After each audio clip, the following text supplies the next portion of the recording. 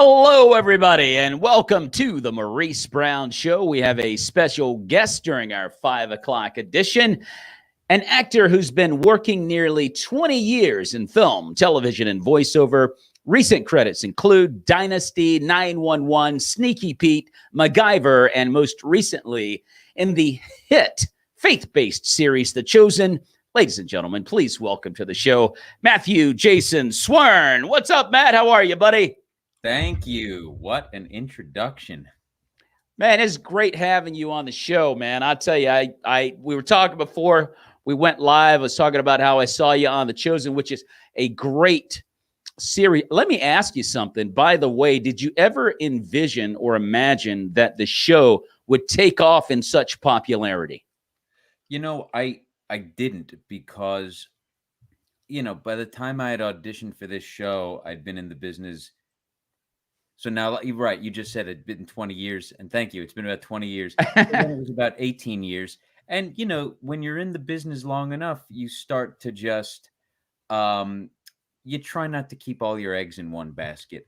And Right. just seeing the way, how other films and projects that I've done have just never seen the light and day, I'm like, I'm just going to do it and cross my fingers and hope for the best. I had no idea it was going to explode the way it did. I still get some social media requests from people I haven't spoken to in forever that saw me on the show. I'm like, oh, I didn't Well, know you were out there doing the that. the thing about it is, it's like it's taken on this a new life. Honestly, I mean, it looks like it's just going to keep in the upward trending direction. Oh yeah, and it's got the momentum that it's going to keep going. I think they're going to shoot out season 3, no problem. And the scene that, I'm sorry, the episode you were in, the water and the wine, it was such an isolated story. It was a contained story within The Chosen, because I was going to ask, would they have you back again? But just because of the role that you played, it was just contained. Yeah, there wasn't anything. I didn't get any impression that I would be back, although I spoke to some. The day I was there were some producers, and they said they would like to have me back. But, I mean, it's got to make sense. It's got to fit the story. With a character like Abner, he's not, I believe he's a character that they just kind of created to tell this story. There's nowhere, Yeah. He's not really in the Bible. So they can take whatever kind of creative liberties they want if they ever wanted to bring him back.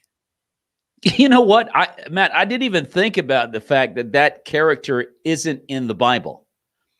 Yeah, because there was a certain amount of research that I wanted to do to make sure I knew the guy. Anytime I play a role, I'm trying to find my guy. Which we normally have to create out of thin air. But with this, I knew that there might have been some historical context to it, so there was a little bit of research that I'd done. But really, the point of him was to tell another, other stories that are in the Bible, but just using fictitious characters to tell it, which, for television, you just have to do that sometimes. I was saying before we came on live also, I have seen you in a number of projects, and I mean like significant, and you've done really well and everything. And I've, you know what, Matt, I don't know how to put this, but it's like you're one of those actors that's very memorable. Like, people know who you are, but it's like, okay, that guy, I know that guy. I mean, because you've been in a lot of good stuff. And so it was interesting that you were only in that aspect of The Chosen. But I do want to ask you this. Yeah. In the midst of this pandemic, it's very difficult for people like you and I, actors, comedians, what have you. We can't do our thing. What have you been doing to kind of make yourself or keep yourself busy during the pandemic? A lot of actors that I know have been doing a lot of virtual theater, staged readings. There's been some Shakespeare that I've done, performing online through Zoom. Yeah. Some podcasts I've gotten involved with. Can be pretty busy in voiceover sometimes. I have hello, hey Chris. Sean Shaw. I don't know if he's saying what's up to you or to me, but I'm going to say what's up just in case. What's up, Chris? What's up, dude? I'm pretty busy with voiceover. I have a voiceover booth here in my apartment actually that I do video games from. I had a game come out earlier this year. I do commercial from it. Wow. And then the other thing I do is I coach actors. You know, if they need help with their auditions. You know, the entire industry, all casting offices have closed down, and the industry has moved to home auditions, which was already a thing in the Southeast. But in LA, you pretty much had to go into the casting director's office every time they needed you to read on a role, and now it's all from home. So actors have to have lights and cameras and sound, and they don't all want to deal with that. So they come to me, I tape them and coach them through it. Well, the voiceover business is booming during this time, I would imagine. You know, if Yes you're and into yes that. and no. There's like a two-sided coin to that as well. It's Okay. busy, but you know, a lot of union voiceover has really eroded to non-union. So you know, if this happened 10 years ago, there'd be even more voiceover work because it would all be, you know, because I can't really take the non-union stuff, and a lot of it is non-union now, and the union is in these contract negotiations to try to bring more work into the union. But it's even with the pandemic, voiceover is still on shaky ground right now. Well, I've dabbled in that a little bit, and Got a it's great voice. well, and you know, I've got a little studio set up here. Matter of fact, I want to talk to you after I get off because I'm really trying after we end the show because I'm really trying to get into voiceover work. But it's a lot involved. But I do want to get back real quick. Won't stay on it long to The Chosen. Okay. And I had Justin Overlander on the show about a month and a half ago, and he was talking about how much went into episode 5. You guys were like up at 3 or 4 o'clock in the morning and so forth. So what was it like doing that episode? We'll get back to you in a minute, Chris. Hold on a second, bro. Good question. I will answer that next. Yes. So I do remember, you know, I mean, I gotta think back to the details of it right now. Yeah. Was the no, so sorry, was the question was it what was it like working on The Chosen? What was it like working on that set and the late hours? Whoop, we seem to have lost Maurice. It looks like it's just me over here.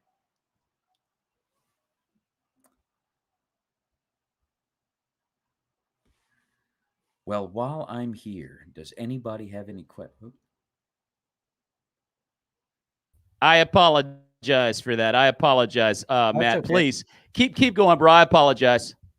Quite all right. What was the question again? So, what was it like doing?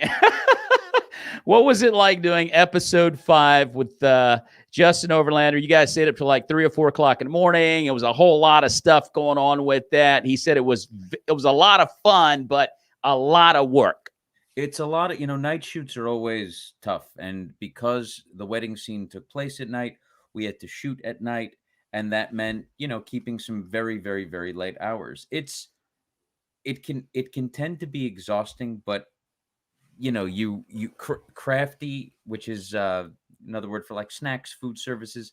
They keep you well caffeinated and well fed.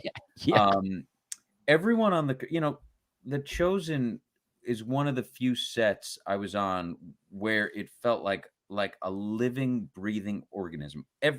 Everyone was there to do a job with, and they all had the same goal in mind. Everyone, a lot of the times when you're on a set, you know, there's people that are just there for the paycheck and, you know, they just Yeah. can't wait to get out. And there's nothing wrong with that. You could still do great work. But with this one, I felt that everyone was like emotionally invested in making a great product. Everyone on Crafty, all of the extras, the main actors, the hair, wardrobe, makeup, everyone was really passionate about the project, and that added to the energy of it. So as exhausting as it was when you are working with, you know, fellow soldiers in the field, it you're just kind of going through it with them, and you're all enjoying it together. Oh yeah. Oh yeah. Now Christopher Sean Shaw says, "What was one of your favorite moments working on The Chosen?" Uh it was when I did my you know what, honestly, probably my favorite moment is the my very, very, very first take when I first enter the wedding scene and I said my lines for the very, very, very first time. Okay. There's something about stepping onto a set with the first time with all new people. There's an energy that just it can't be replicated anywhere else. Once you've done it a couple times, you still bring it all with you to the table, but Yeah. it's not you can't repeat that same feeling, that same electricity. And I kind of figured out a lot of how I was going to play Abner in that very first take, just playing off of people, looking around and taking everything in. Because prior to that, I just rehearsed it in my room. Okay. Because Abner was slightly comedic, and in that role. I mean, it wasn't straight up comedy, but it was slightly comedic. And I guess you're right too. When you get into a scene and you got all these people, there's a lot of people there in that scene. And it's kind of like, okay, how do you introduce yourself into the mix, as it were, right? Now, once that's done, that excitement is past and you get into your groove. Right, exactly. But that very opening moment is where I kind of figured out, okay, Abner's going to come on in and just thank you. Thank you. I like Justin too. Really good dude. From that moment, I said, all right, Abner's going to come in and liven everything up, and everybody is going to have their eyes on him. And that was my goal. I just made everyone turn their direction toward me. And a lot of that, was how I was directed. He had told me, he was like, we wanted Abner to kind of lighten up the show a little bit. So we're trying to look for Yeah. some light moments, some comedic moments. And I kind of took that and was like, oh, okay, got it. Cool.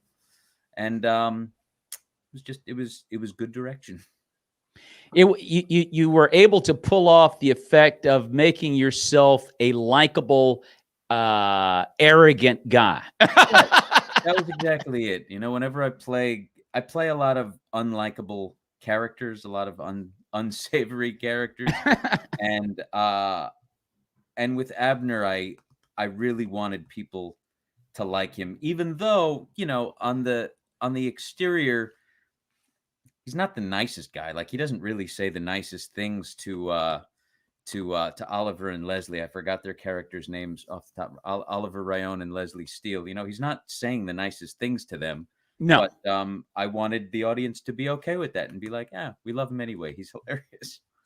Well, the thing about Abner is he was oblivious to the cutting remarks that he was making. It was kind of like normal, just coming right off the, very natural, as a matter of fact, cut downs.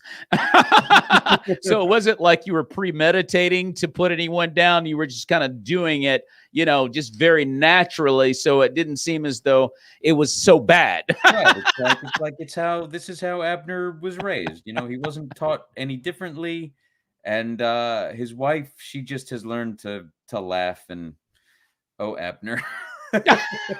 Yeah, she learned how to roll with it. So what was it like also, Jonathan Roumie, we were talking about him as well, who does a magnificent job as Jesus. In fact, I've seen a lot of Christian films, and I can go all the way back, Matt, to I'm 56 and I was a kid at the time. But the Cecil B. DeMille films about the 10 Commandments, Ben-Hur, that type of thing. And for the 50s, in its time, they were amazing works. But when you look at the acting itself, and the acting was great as well, and there have been a lot of Jesus movies and so forth and so on. And I honestly believe that Jonathan Roumie, I think he's the best. He does the best portrayal, I think, as far as being authentic and genuine of Jesus, I think, that I've ever seen. What was it like working with him? He's phenomenal.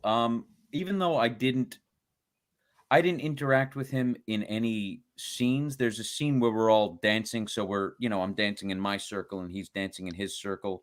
Yeah. That's about as much as we got to working on screen together, but we spoke off screen a lot.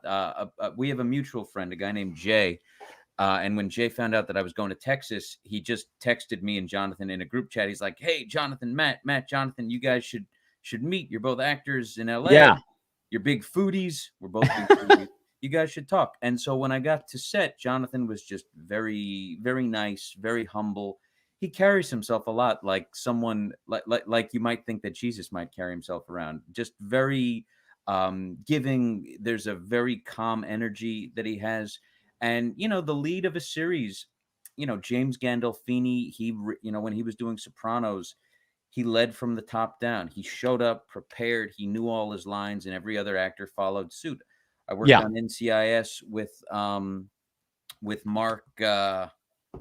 What's Mark's last name? Why am I forgetting right now?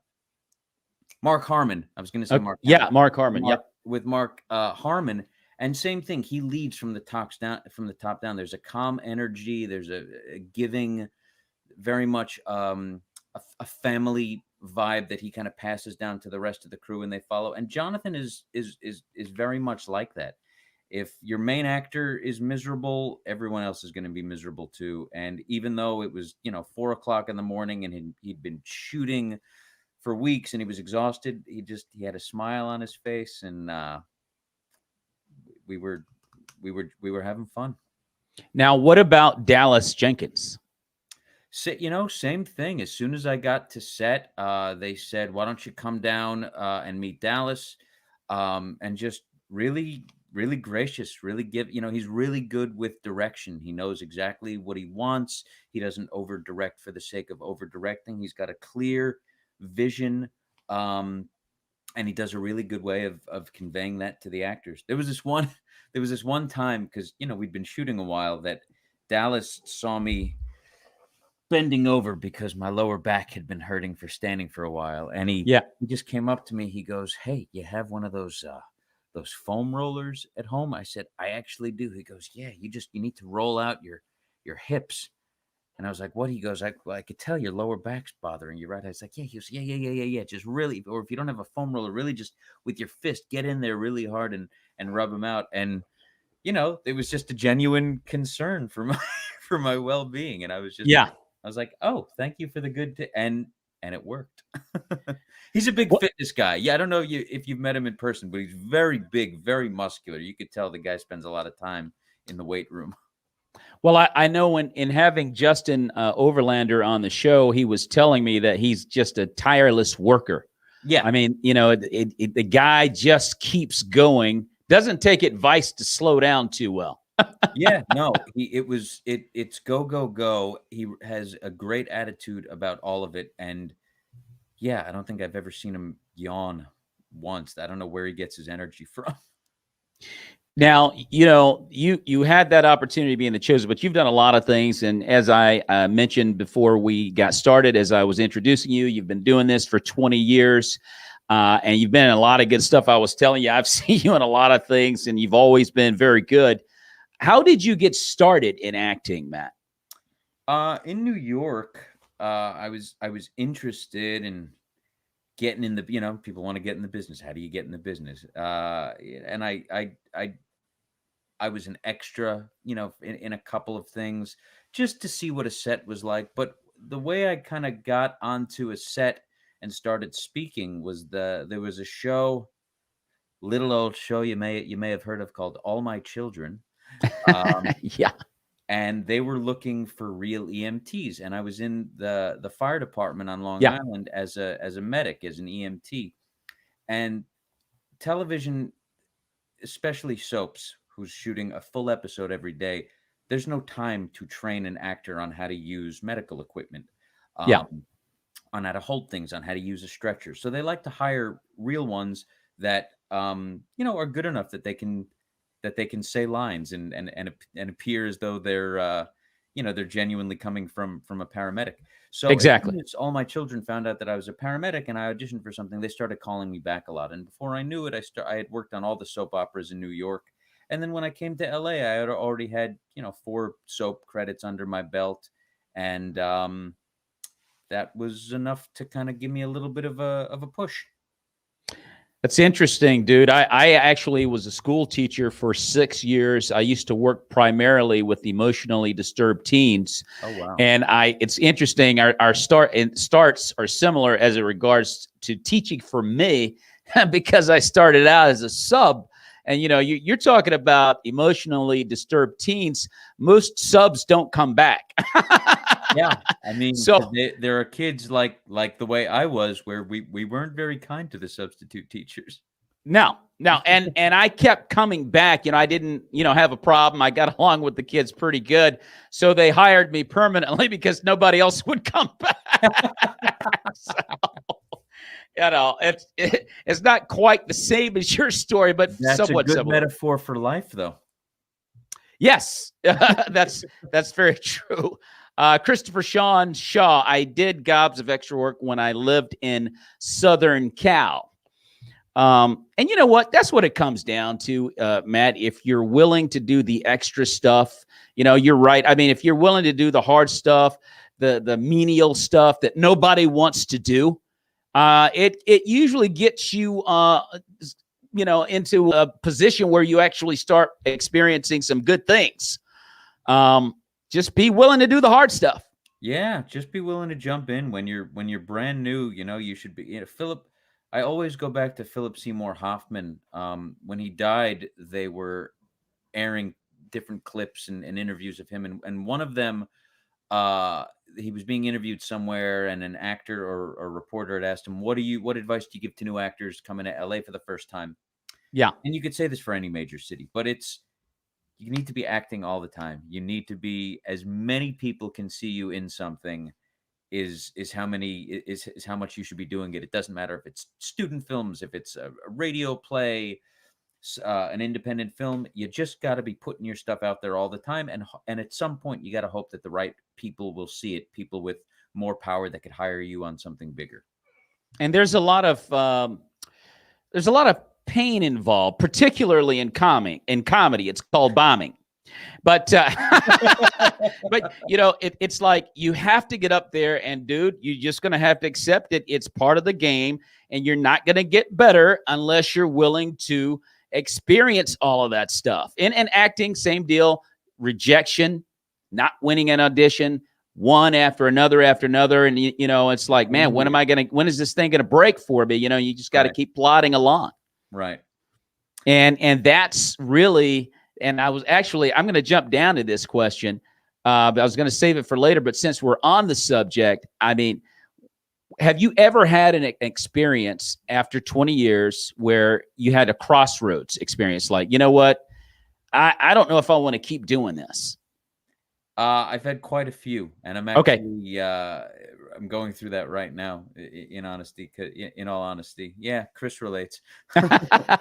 um, yeah, there was a time in 2013 when I went back to New York for 6 months because I just needed to take a pause and I needed to refuel. I Yeah. went back to New York for 6 months, and then I came back with like a newfound vigor.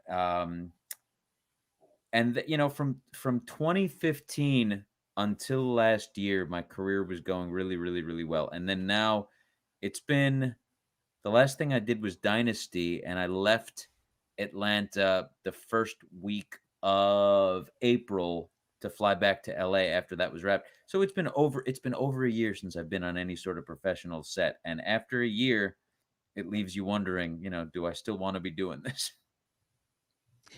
And as you say that, do you have a prediction? Everybody's got their own spin and viewpoint of all of this, but do you have a prediction in your mind as to when all of this stuff, Matt, is going to be resolved and it will end and we'll get back to normal? Do you have a prediction?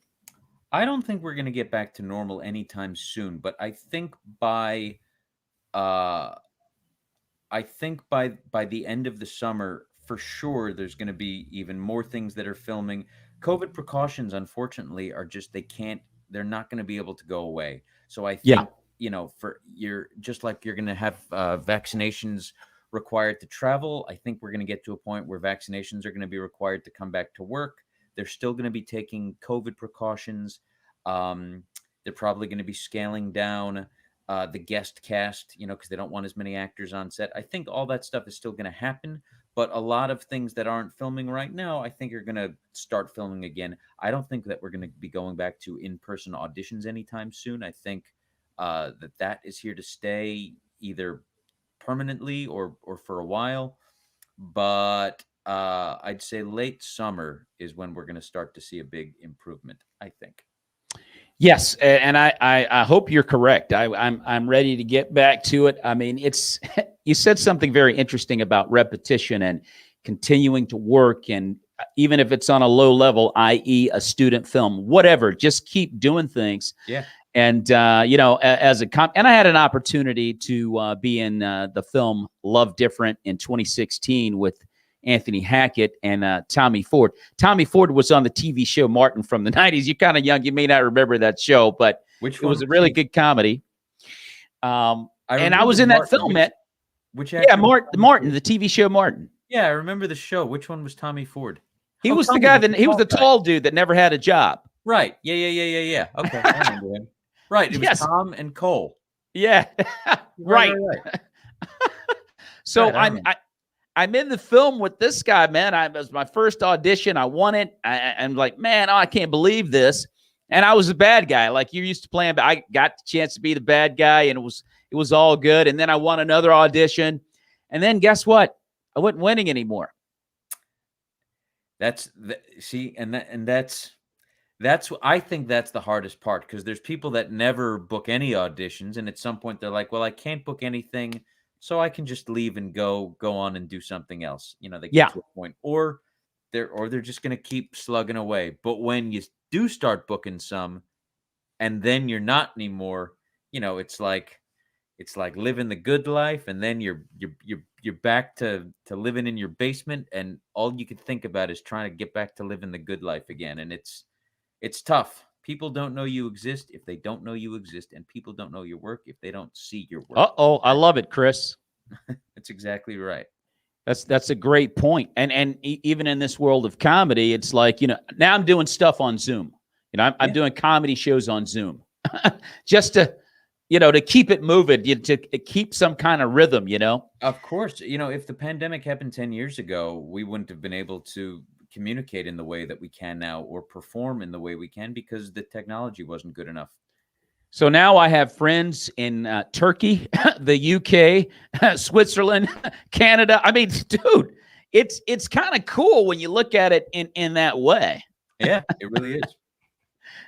So anyway, and you know what? And I honestly think you're right too. I think I don't know if you mentioned this, but this platform, in my opinion, is going to go back with us whenever we get back to normal. This is staying. I 100% agree with that, because you're in where? I'm just outside DC, Northern Virginia. Oh, so there you go. And I'm in LA, and we're able to communicate like this. How about that? So we're in the same studio. I was talking to Karina yesterday. She's out there in LA. Matter of fact, Karina's in LA right now? Karina is in California. She may not. I think she is in LA. I know she's in California. Oh, I got to hit her up. I know she lives in Texas, but I know she comes out here every now and then for work. Nope. You're right. She's in Texas. She's in Texas. Again, though, I mean, halfway across the country, I've made so many friends on the West Coast since I've started doing this. Is absolutely amazing. Oh, yeah. So there are some huge positives that come with this platform and so forth, but there's nothing that's going to replace the live audiences. And as I mentioned that, which do you like better, stage, live theater, or just film? If stage paid the same as film and television, I would like that more. But, I got to go. Television has really... Cornbread is watching. Hey, Cornbread, what's up, bro? Thank you for coming on. Television has paid my, health insurance, my bills. I love television because of just how fast-paced it is. I kind of find that I work better under that kind of stress. Whereas something like theater, film also is usually shot over a long period of time. So, it's a little bit more slowed down. It's a little bit more laid back. Yeah. Theater, you're rehearsing for months until you start going. What's really nice about theater is just the live interaction with the audience, and you're not living moments of a character's life. You're living the whole life of a character in an hour and a half, 2 hours. Whereas in film and television, and you could spend an entire day just focusing on buying a gallon of milk from the store and then leaving. And there's all different ways that they have to shoot that, and shoot the insert of your hand grabbing the milk, and the insert of the money, and your interaction with the, and that it's exhausting for you spend an entire day to cover 1 minute of a scene. Whereas Yeah. Stitcher, again, you're living a whole story in a in a set amount of time, which is, as an actor, it's a little bit more thrilling. Yes. Now, as it relates to live stage and theater, how do you deal with the butterflies and the nervousness? Like, do you have a ritual or a process, Matt, that you go through to just stay calm? I get very physical. I mean, depending on the role, but I'm very into physicality. I don't really do a lot of. I am into meditation, but I've never found that it's something I got into right before a performance. Yeah. I like doing. I'm in the back doing push-ups, doing pull-ups, doing body weight exercises. There's some Yeah. people that can, be talking and having conversations and telling jokes, and then they go right on stage. And I can, depending on the role, but a lot of the times, people like to hire me to, to play someone really intense, and I usually need a couple minutes to get into it. Sometimes I'll hang out in the, right behind the stage, not in the back by the green room, right behind the stage. Yeah. And I slow my breathing. I remind myself about what has to be going through my mind when I'm walking on stage. What am I doing there? The butterflies never really go away. You just kind of start using them as fuel. Yeah. And they fuel you. I think they really help fuel the performance. And it's always at the beginning. Once you get in it, you just kind of let go and go. It's like skydiving. All the butterflies are in. I did it once. All the butterflies are in when you're ascending, but then Yeah. once you jump, it's done. You're not nervous anymore. You just submit to the process, and you trust. That's kind of what happens on stage. You just submit and go along for the ride. Well, the cool thing about what happens on stage also is, if you've done the work, if you've prepared, if you've rehearsed, if you're ready to go, by the time you get to the venue, you're going to have to trust that. I know that for me as a comic, when I show up, I'm like, hey, what's up, Aaron? What I like to do, I don't want to see my material. When I get to the venue, I don't want to see it. I don't want to see it. I don't want to go over any jokes in my mind. I don't want to chit chat with anyone about, if like a friend, about what I'm going to be doing tonight. Then I don't want to think about it. Right. And, and then when it's time for me to go up, I'm thinking, how am I going to remember this? And so you just get up there, dude, and you just let it rip, because you're just trusting the fact that if I don't know it now, I ain't never going to know it. You know what I mean? And invariably, the work shows itself. Right. Exactly. The WWE wrestler Triple H has a story about when he went to meet Sugar Ray Leonard before a fight. He was at a boxing match, and Sugar Ray invited him into his dressing room to chat. Yeah. And, they talked, and when the conversation started to get into a lull, Triple H was like, well, I'm going to go. I'm sure, you got to prepare something. And Sugar Ray was like, no, stay, hang out a little bit more. Yeah. And then they talked a little bit more, and when it got into a lull, Triple H was like, well, I'm going to go. I'm sure you need to prepare. And Sugar Ray's like, listen, there's nothing that I'm going to do that I can do right now until the fights start that's going to prepare me anymore. If all the training and all the, everything I've done hasn't prepared me for this point now, there's nothing that's going to be done. He goes, now that I spent all the time prepping to know that I'm going to be ready for right now. I don't need to get into a headspace or anything. I'm good to go. And I'm like, oh, that's another way of looking at it. Oh, it is. And I love asking people their different processes, because I find them intriguing, because invariably most people have different ways to kind of get in that calm zone so they can, do their thing. I have a comedy friend that, he's cool up until about 20 minutes before he goes up. And it's like, you can't get near him. He's got this invisible wall that says, don't come near me. Right. And he's hilarious. Sure. Yeah. Everyone's got something that works for them. For me, I think all the prep that you do, it's like what Sugar Ray Leonard said, and it's like what we were talking about before about, just knowing the material. If you know it, if you've rehearsed it, then you're going to be ready when you go on. Robert Duvall says, he'll know his lines. So when he goes on stage or goes on screen, it's just talking and listening, talking and listening. You know exactly what you're going to say, and you're ready for anything that might happen, even if it has Ever to had a change. chance? Have you ever had a chance to work with Robert Duvall? I never worked with him, but I did go to a Q&A with him once, which is where I picked up that little tidbit. I went to a Q&A on his film The Judge. And someone had asked that question, and he goes, after I memorize it, I throw it away, and it's just listening, talking and listening, talking and listening. And I was like, oh, He's one of the finest actors the industry's ever had. yeah, he Robert really Duvall. is. And one of the nicest guys too. And I don't know if you've ever seen Apocalypse Now, dude. I don't think anyone. I mean, that role as Captain Bill Kilgore is. Oh man, he killed that darn thing, dude. It's a phenomenal movie. I did see it. I only saw it for the first time a couple of years ago, but I highly recommend, if you love that film. I believe on Amazon Prime or one of the streamers, there's a documentary on the making of that film. It will blow your mind. Apocalypse Now, if you're a Vietnam movie buff or just a war movie buff, Apocalypse Now is the best war film I've ever seen. Yeah, it's up there. And you could pick a lot of great ones. The last one with Tom Hanks with when he played oh my gosh, what was the name of that one? Saving Private Ryan. There it is.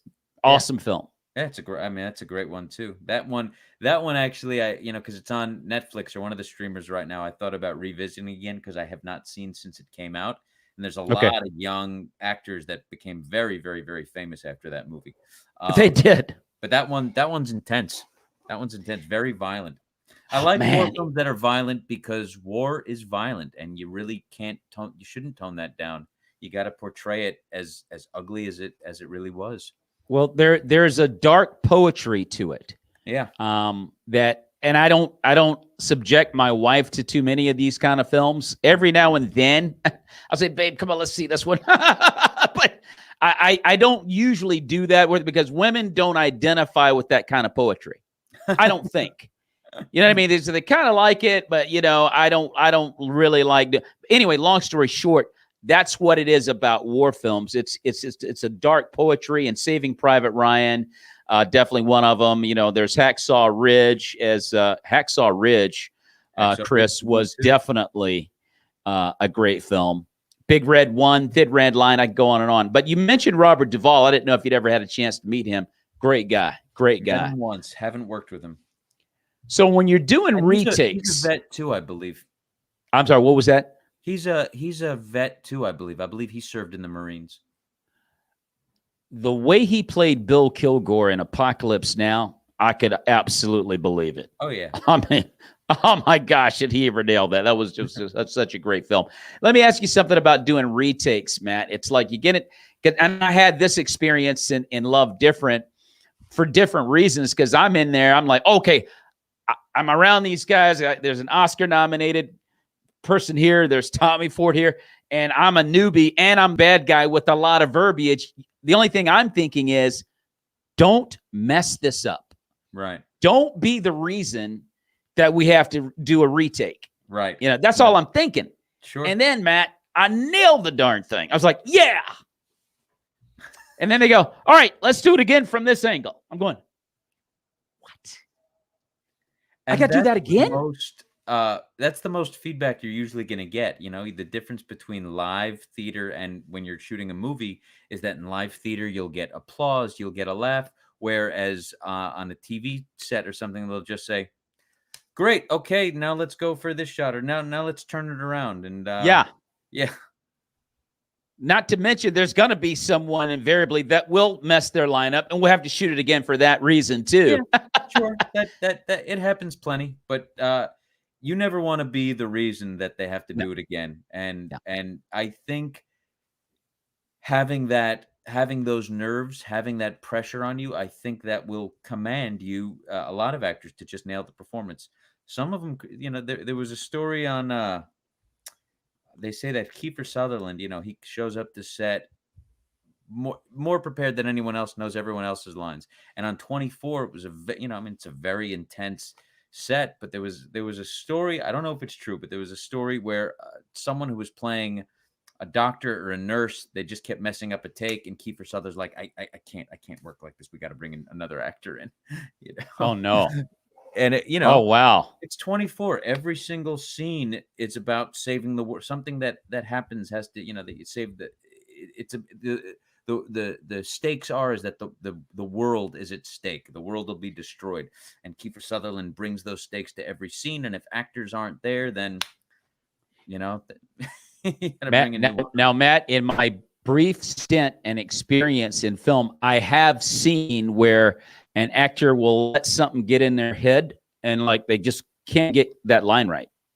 And then they'll go to B-roll. Have you ever seen that? Just go to B-roll. I have seen things. I've heard stories. I've seen, there's always one line sometimes I think that just trips people up. And yeah, they'll either cut it, they'll shoot to somewhere else. They get, they have their tricks around it if they can't get out of the actor what they need to get. Yes, it is sad, Chris. It is. And let's see, we're also running out of time. We got get me another actor in here. But Matt, no, but I just wondered what your experience was like as far as doing retakes, because like crying, for example. I mean, have you ever been in a scene where you actually had to shed tears? I don't get a lot to play those guys, but on Criminal Minds, I had to play a hostage, a lawyer working at a law firm, and then the whole law firm's taken hostage. And it wasn't evident. It didn't say so in the script that I had to cry, but I kind of just made the choice to. There were tears that came, but they just came because of the way I was reacting and the circumstances that I just set up for myself and for my character. If I was directed to cry, it probably would have been even harder for me. It's not one of my strengths. I can do it, but it's not one of my strongest skills. So I would think being in a scene like that and it involved multiple retakes would be hugely challenging. It's very challenging. So, if I use that show as an example, there was a camera on me, and I know if I'm not reacting to everything else that's going on in the room, all the footage that they want to take of me is going to be fixated somewhere else because there's a lot going on. So I'm like, well, how do we keep as much of this camera on me as possible? I just have to stay in it and react to what I'm seeing. And every time they yelled cut, I would just stay there. I would stay there, and mentally I would stay in it like my entire family was being taken hostage.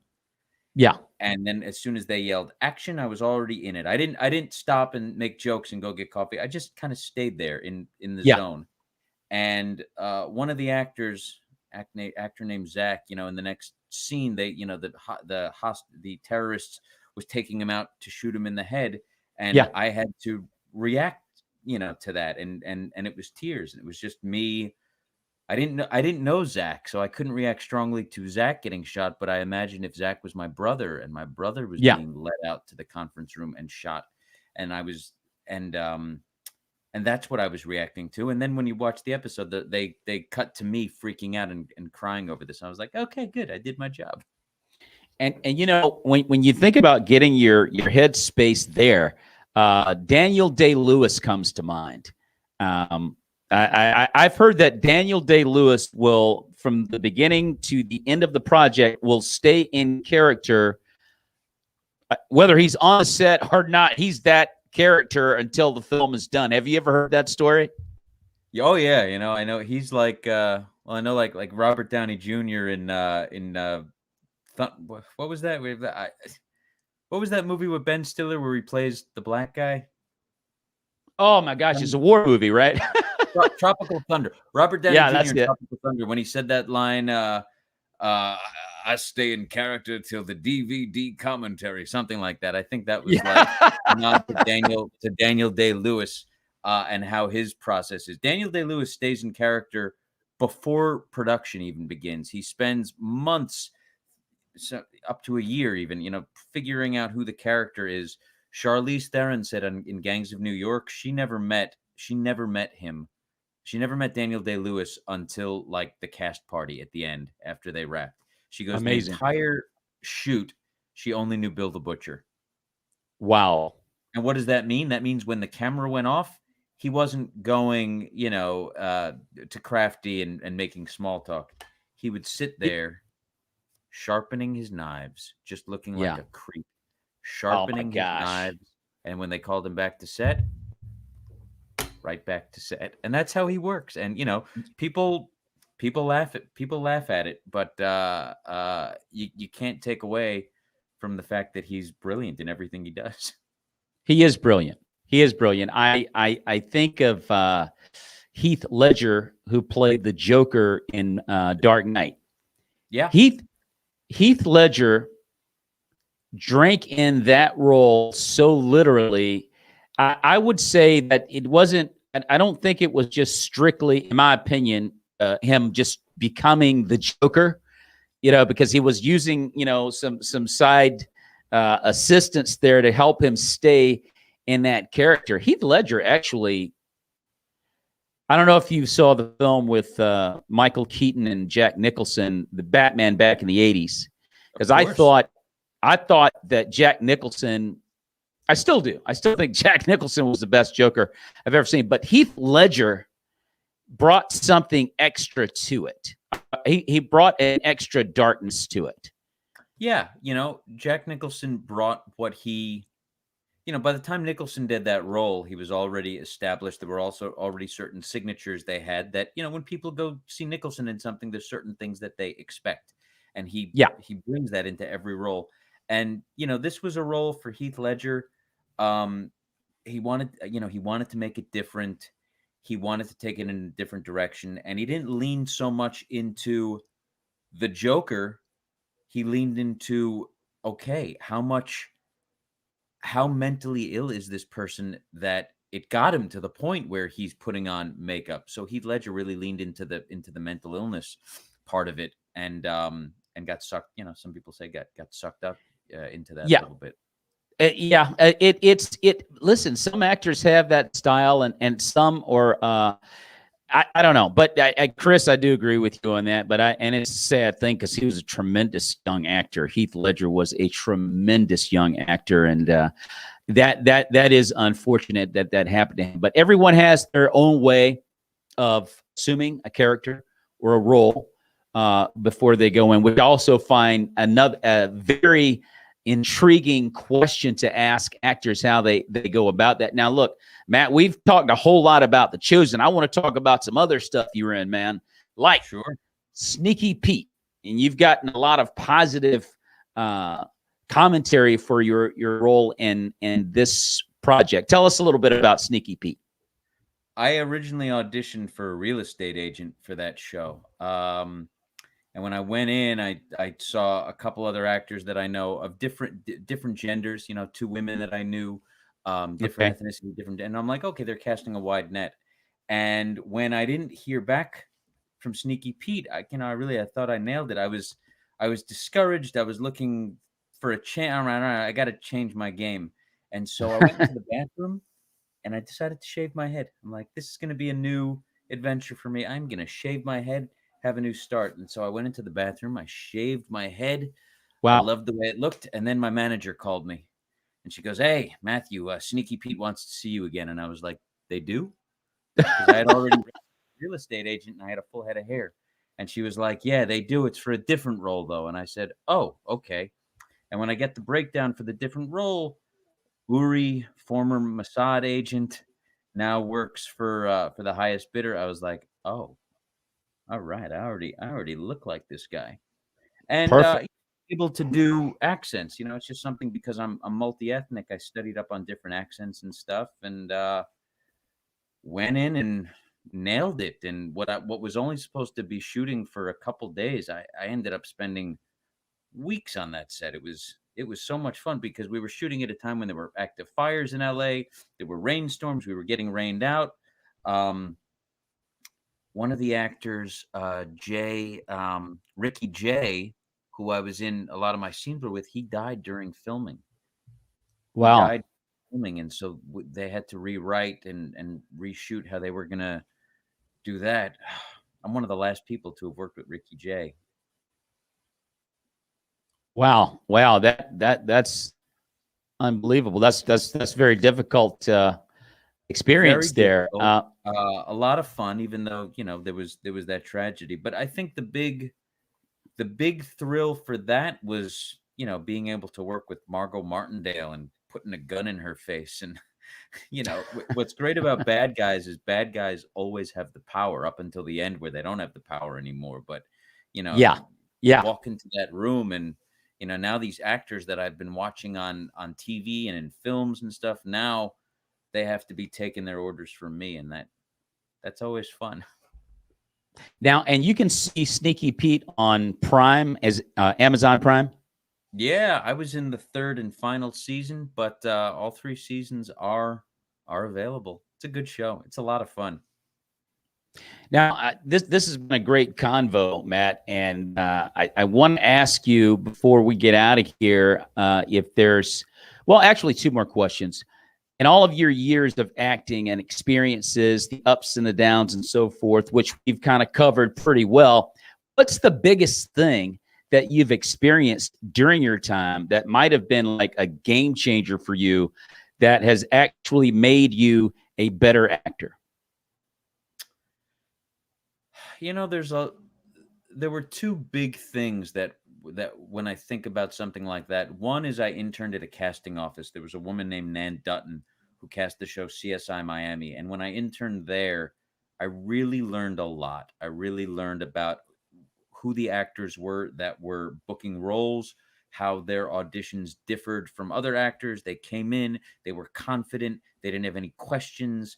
Um, they weren't apologizing about anything. They just kind of owned the space. And I was their reader, and I saw that when they really like took me in and treated it as a scene instead of an audition, those people would usually go on to book the role. So that was, and also seeing that the casting director wants nothing more than for you to book the job. People are so intimidated by casting directors. They think they're these evil gatekeepers, and really they have a job to do, and all they want is for everyone that comes in to book the role so they can move on to the next project or the next role. So that was one big thing, seeing behind the curtain of the casting office, that really helped me a lot.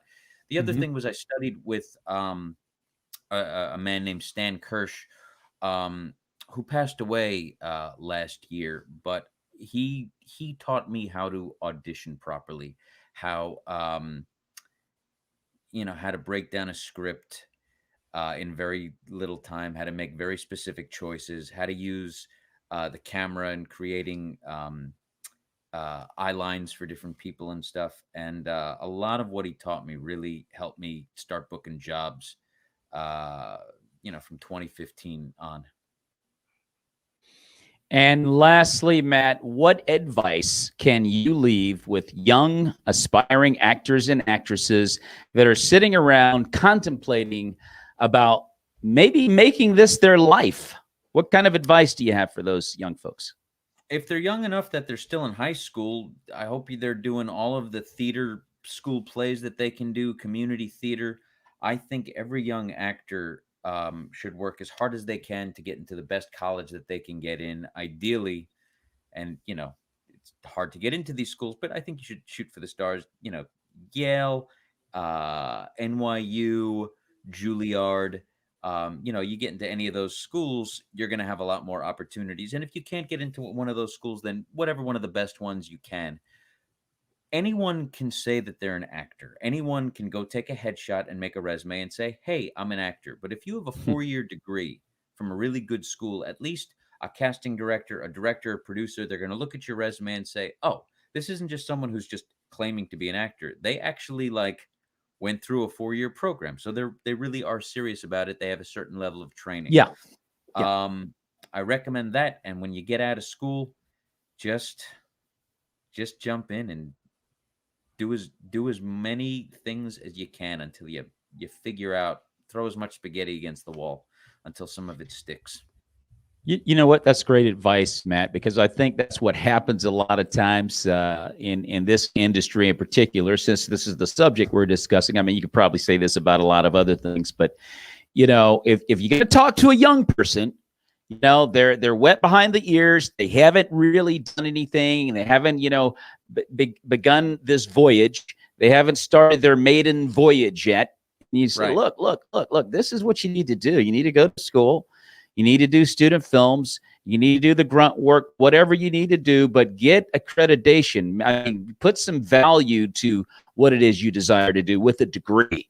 You know, study this stuff. If you need to get another one, and you can do that. And, you know, and because, you know, what happens a lot of times, guys that are blessed, like you and I and a bunch of other really good, you know, actors and comics or what have you, happen to be in the right place, the right time, you know, gave a shot and, you know, paid the price, suffered a lot, and we're able to make it. But you don't have to do that. Correct. You know what I mean? It doesn't have to be that way. You know? Correct. Correct. And, you know, and even right place, right time, luck, all of those things can work in your favor if you're better prepared, if you're better trained. Yes, absolutely. You don't want those kids to get to my age at 56 and my mom's still saying, don't quit your day job, son. Hey, Matt, dude, it's been great hanging out with you, man. And for those that have been watching, Chris, everybody, thanks a lot. And, you know, like and share the video if you liked it, and subscribe to the Maurice Brown Comedy Channel on YouTube. And later on tonight, if you're just coming in and you caught the end of this conversation and you thought, ooh, I wish I had seen the whole thing, you can go to Roku TV tonight at about 8 p.m. on the Creative Motion Network under the Maurice Brown series library, and you can see the show in its entirety. Yes, Tim, education and life experiences. You're definitely on the money about that. We've been talking with Matthew Jayson Cwern from The Chosen, 911, Dynasty, MacGyver, on the Maurice Brown Show. Matt, thank you. And Matt, don't go anywhere, man, because I want to talk to you a little bit offline after the show. Sure. Matt Cwern on the Maurice Brown Show. Matt, thank you so much, man, and may the peace of the Lord be with you, brother. God bless you. God bless you. Thank you for having me.